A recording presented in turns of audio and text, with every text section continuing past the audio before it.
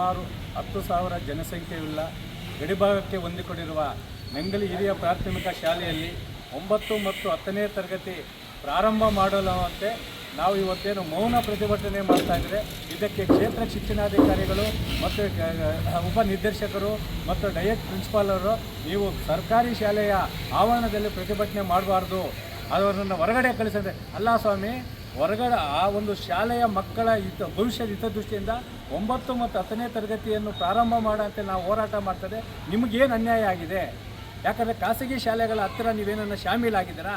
ಇಲ್ಲ ಅವರ ಗುಲಾಮರಾಗಿ ಕೆಲಸ ಮಾಡಿ ಜನಸಾಮಾನ್ಯ ತೆರಿಗೆಯಲ್ಲಿ ಲಕ್ಷ ಲಕ್ಷ ಸಂಬಳ ಪಡಿತಾ ಅಲ್ವಾ?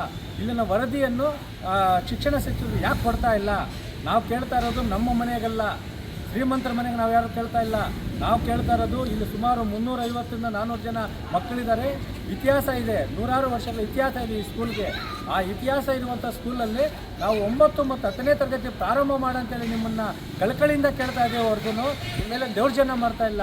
ಸ್ಕೂಲಲ್ಲಿ ಬಂದು ಮಕ್ಕಳಿಗೆ ಪಾಠ ಪ್ರವಚನಕ್ಕೆ ನಾವು ಅಡ್ಡಿಪಡಿಸ್ತಾ ಇಲ್ಲ, ನಾವೇನು ಸ್ಲೋಗನ್ಸ್ ಆಗ್ತಾ ಇಲ್ಲ. ಇಲ್ಲಿನ ಪೋಷಕರು ಬಡ ರೈತ ಕೂಲಿ ಕಾರ್ಮಿಕರಾಗಿದ್ದಾರೆ. ಇವತ್ತು ಕೂಲಿ ಮಾಡಿದ್ರೆ 1000 ರೂಪಾಯಿ ಮಾತ್ರ ಬರ್ತದೆ. ಆದರೆ ಖಾಸಗಿ ಶಾಲೆಯಲ್ಲಿ ಇವತ್ತು 9, 10ನೇ ತರಗತಿಗೆ ನಾವೇನಾದ್ರು ಹಾಜರಾತಿ ಮಾಡಬೇಕಾದ್ರೆ ಕನಿಷ್ಠ ಅದು 75ರಿಂದ 1 ಲಕ್ಷ ರೂಪಾಯಿ ನಾವು ಕೊಡಬೇಕು ಡೊನೇಷನ್ನು. ಯಾರು ಸ್ವಾಮಿ ಕೊಡ್ತಾರೆ? ನಾವು ಕೇಳ್ತಾ ಇರೋದು ಸರ್ಕಾರಿ ಶಾಲೆಯನ್ನು ಉಳಿಸ್ರಿ. ಇಲ್ಲಿ ನುರಿತವಾದ ಶಿಕ್ಷಕರಿದ್ದಾರೆ, ಒಳ್ಳೆ ಪಾಠ ಪ್ರವಚನ ಮಾಡ್ತಾರೆ, ಒಳ್ಳೆ SDMC ಅಧ್ಯಕ್ಷರಿದ್ದಾರೆ, ಪೋಷಕರಿದ್ದಾರೆ. ಅವರೆಲ್ಲ ಹಕ್ಕು ಒತ್ತಾಯದ ಮೇರೆಗೆ ಇಲ್ಲಿ ಹೋರಾಟ ಫಿಕ್ಸ್ ಮಾಡಿದ್ದೇವೆ ಹೊರತು ನಮ್ಮ ಸ್ವಾರ್ಥಕ್ಕೇನು ಮಾಡಿಲ್ಲ. ಈ ನಂಗಲಿ ಸುತ್ತಮುತ್ತ ಸುಮಾರು 5 ಖಾಸಗಿ ಶಾಲೆಗಳಿದೆ, ಅದರಲ್ಲಿ ಒಂದು ಅನುದಾನಿತ ಶಾಲೆ ಇದೆ. ನಾವು ಅನುದಾನಿತ ಶಾಲೆಗೆ ನೀವು ಪರ್ಮಿಷನ್ ಕೊಡಿ ಅಂತ ಕೇಳಿಲ್ಲ. ಖಾಸಗಿ ಶಾಲೆಗೆ ಮಾತ್ರ ಅವ್ರೇನು ಅರ್ಜಿ ಹಾಕ್ತಾರೆ ಸಾಕು, ಸ್ಥಳ ಪರಿಶೀಲನೆ ಮಾಡೋದು ಬೇಡ, ಬಿಲ್ಡಿಂಗ್ ಇರೋದೇ ಬೇಡ.